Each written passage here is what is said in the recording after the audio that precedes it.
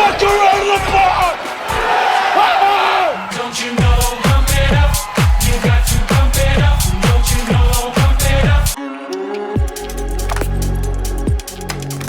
up. According to the textbook, Bitcoin's target is still above us at 52,000. Now, this is not my opinion. This is the textbook. It says, to get the breakout target of a falling wedge, you measure the height of the pattern itself from the low to the high, extrapolate that, put it on the breakout zone, and that's your target for the breakout of a falling wedge. So for all of you guys that are about to make comments about how I'm being too bullish, well, again, I don't make the rules. These are not my rules. This is standard technical analysis straight out of the book. Also, yesterday I edited and posted this meme, which ended up going viral, over 200,000 views, 2,500 likes. So thank you guys for all the support on that one. It's always fun to have a little party on Twitter when we're going to the moon. So looking at the Bitcoin chart using Kraken Pro here, we can see that Bitcoin is possibly in the middle of this run. It's not clear yet if Bitcoin has actually found a top.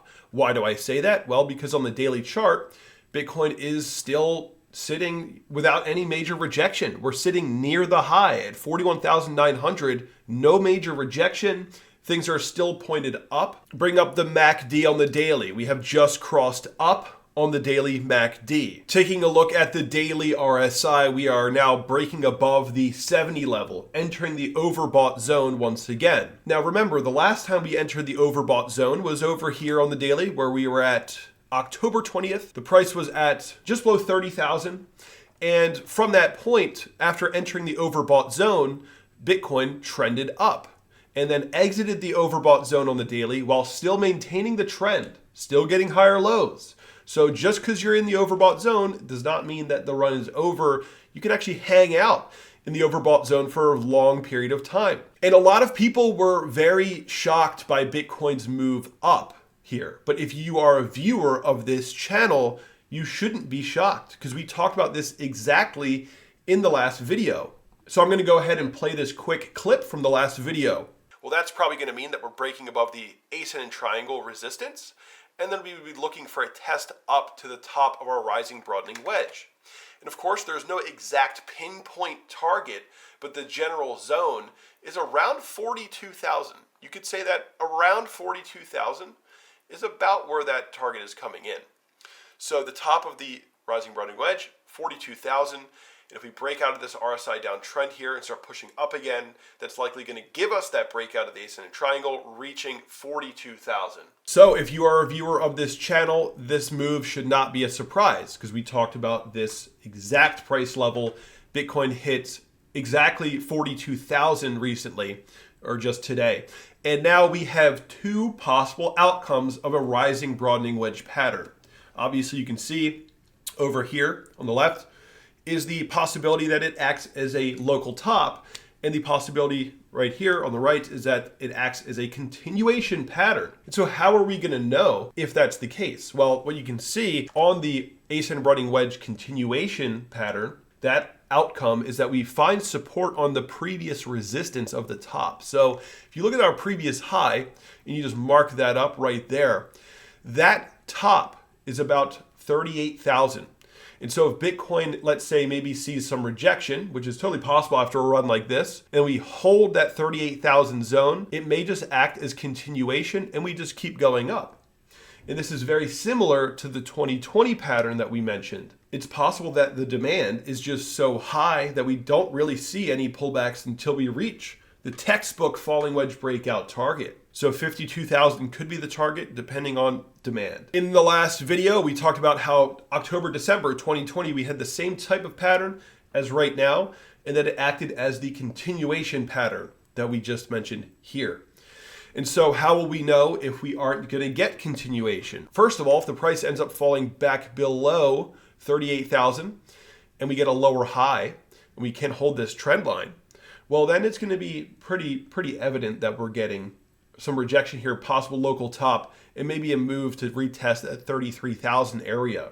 The 33,000 zone would be an area of interest because, again, the demand is really high right now, and I don't think that there's going to be much time to spend below that price. If we did see a rejection, everybody and their mother wants to buy Bitcoin at around 31,000. So it's more likely that the demand would increase at about 33,000, 33,500 or so. And I think that's the lowest we would go on a dip if the rising broadening wedge does act as a topping pattern. We get a lower high, horizontal lows, and then break the trend line. Then we would probably be getting bought up somewhere in that zone before running again and having a very bullish 2024. I'm not really too biased about the short term. Obviously, I'm very bullish on Bitcoin moving into the halving. ETF approval. There's no reason to be a true bear right now. Doesn't make sense. All the bears that were telling you that Bitcoin was going to crash again, that we were going to go to 10,000 or lower, and all the people that have been shorting Bitcoin all throughout this zone and shorting the pump here at 35,000, and we're at 42,000. I mean, they're just continuously wrong. So the bears that have been projecting bearishness have been continuously wrong. Their theories were wrong, right? And so I would be very hesitant to listen to these people that have been bearish all year and are still bearish. They're just being stubborn. They were wrong. And that's just how it goes. Sometimes analysts have sort of like winning streaks, or they have good streaks, and then they have bad streaks. And so the bears had a good streak in 2022, and they forgot to flip their bias at the right time. And so it doesn't make sense to be bearish into an ETF approval from BlackRock. It doesn't make sense to be bearish into the halving, right?